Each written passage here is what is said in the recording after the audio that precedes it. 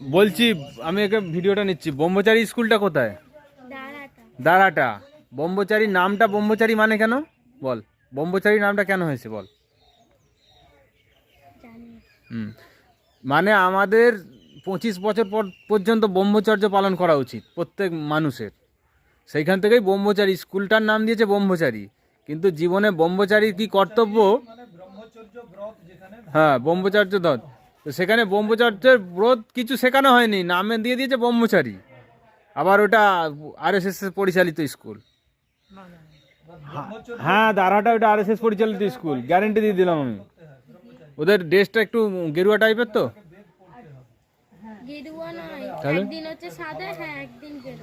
গেরুয়া। ওখানে প্রার্থনা হয়? কি প্রার্থনা হয়? গায়ত্রী মন্ত্রের প্রার্থনা হয়। এবার বুঝতে পারলে? এমনি স্কুলে তো হবে না গায়ত্রী মন্ত্রের, ওটা আরএসএস এর স্কুল, আমি জানি ওটা। তো সেখানে তুই পড়াশোনা কর।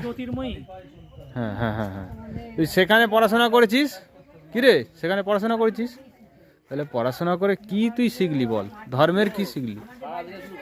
হ্যাঁ, ওই জন্য তো বলছি, এই যে যদি সঠিক আমাদের গুরুকুলে যারা পড়াশোনা করে নয়, তারা ছোট থেকে তাদের শরীর স্বাস্থ্য মানে একদম স্টিক, একদম হাঁটতে পারে, ছুটবে, হাঁটবে, সব করে।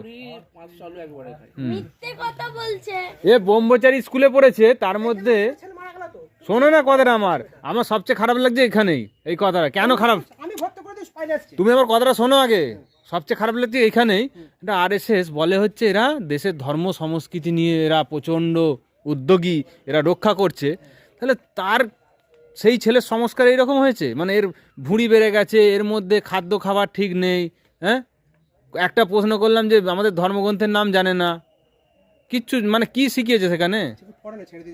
যাই হোক, দেখো সংস্কার এমন জিনিস, যদি ঠিকঠাক গেঁথে দেওয়া হয় না ছোটবেলায়, সেই সংস্কার সারা জীবন থাকে। কি করবে? ডেলি ডেলি কত চলা ভাত খাস?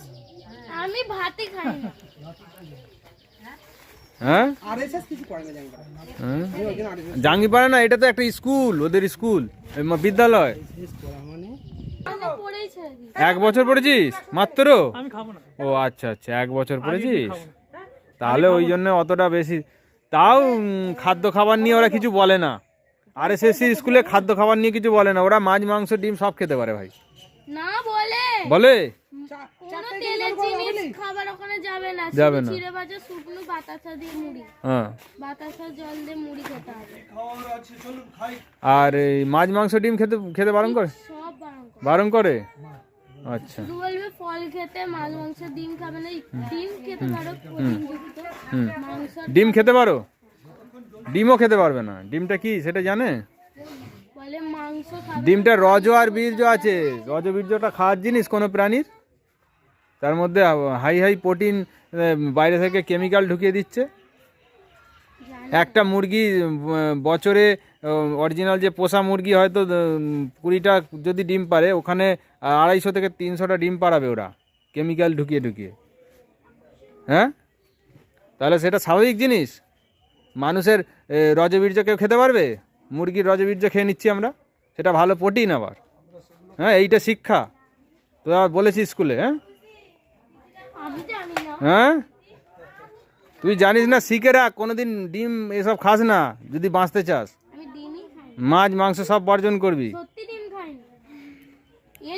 একটা প্রাণীকে কষ্ট দিয়ে হত্যা করে, হ্যাঁ, খুব মজার জীবের সাথে খাচ্ছি। হ্যাঁ, খুব মজা লাগছে। তখন আমাকে যখন কেউ কেটে খাবে তখন কেমন মজা লাগবে কি রে? সেগুলো শিক্ষা দেয় না কেউ, কেউ বলেনি বিদ্যালয় স্কুলে? বলেছে? কোন স্কুলে বলতো? তো তাহলে ভালো। সাধারণ স্কুলে বলে না তো এসব? সাধারণে বলবে না।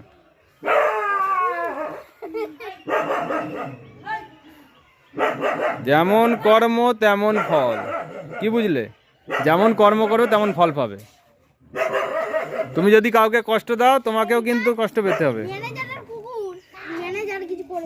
তুমি কাউকে কষ্ট দিলে কষ্ট পাবে তো নাকি? তাহলে তুমি একটা প্রাণীকে যখন মারবে, তার কষ্ট হয় না?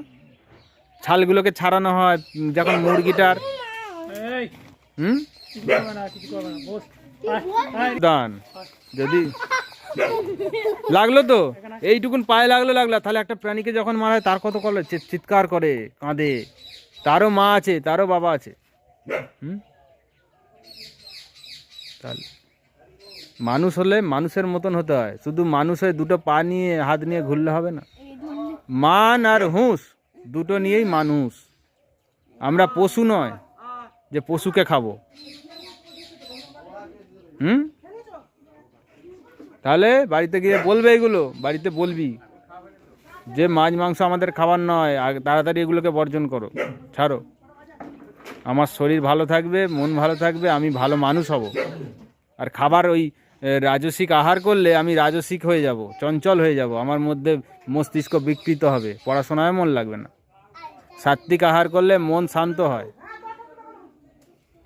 ধীর স্থির হয় মানুষ। আজকে ধীর স্থির নয় মানুষ, কারণ কি? ছটপট করছে। সেই প্রাণীটাও ছটপট করা অবস্থায় মানে কেটে খেয়েছি, তো তার ছটপটে নিয়ে আমার মধ্যেও এসছে, তাই তো? মুরগির মাংস খাস? তাও খাস। মুরগির মাংসগুলো যেখানে তৈরি হয় গেছিস কোনো দিন? গেছিস? সুগন্ধ ছাড়ে না, ভালো ভালো গন্ধ ছাড়ে না সুগন্ধ ছাড়ে? হ্যাঁ, গন্ধ ছাড়ে। তাহলে গন্ধ যেখানে ছাড়ে সেখানে প্রাণীগুলো কিভাবে আছে তাহলে বুঝতে পারছিস? ওর ওপরই পায়খানা করছে, ওর ওপরই সারা জীবন কাটিয়ে দিচ্ছে। তাহলে ওই পরিবেশটা দূষণ হচ্ছে চারিদিকের, তাই তো? আর এই যে পরিবেশ দূষণ মানে কি হচ্ছে? আমাদের যে মানে প্রকৃতি থেকে আমরা শ্বাস প্রশ্বাস নিচ্ছে, আমাদের নাকেও ঢুকছে। তো আমরা ইচ্ছা করে এক প্রকার, আমরা না খেলে তারা তৈরি করবে না, বুঝবে না তো? তাহলে আমরা দুর্গন্ধ তৈরি করছি তো, হ্যাঁ? তারপরে এই যে তাদের কি খাওয়া জানিস? মুরগিগুলোকে কি খাওয়া জানিস? সয়াবিনও খায়। সয়াবিন চাষের জন্য গাছ কাটা হয়, বনাঞ্চল ধ্বংস করা হয়, জানিস এটা? বিদ্যালয়ে বলেছে এগুলো তোদের? তাহলে কি শিক্ষা হচ্ছে এগুলো?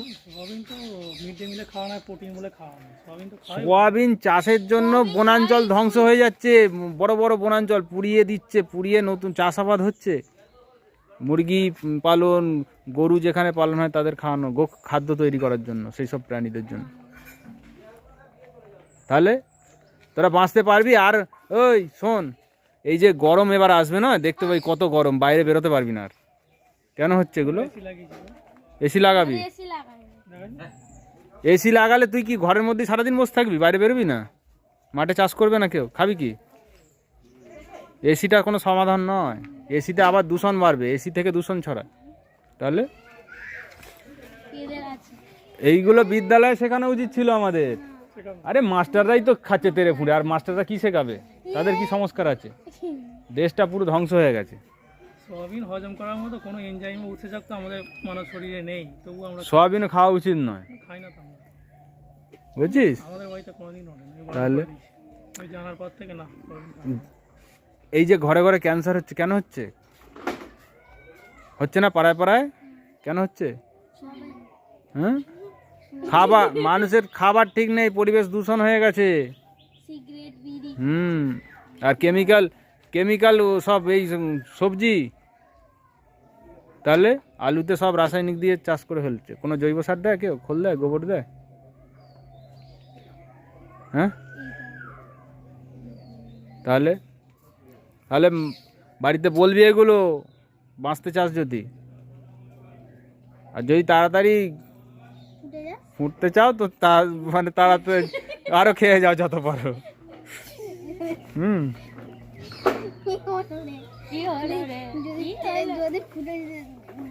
যদি ফুটতে চাস তাহলে বলিস, টিকিট কেটে রাখবে একবার।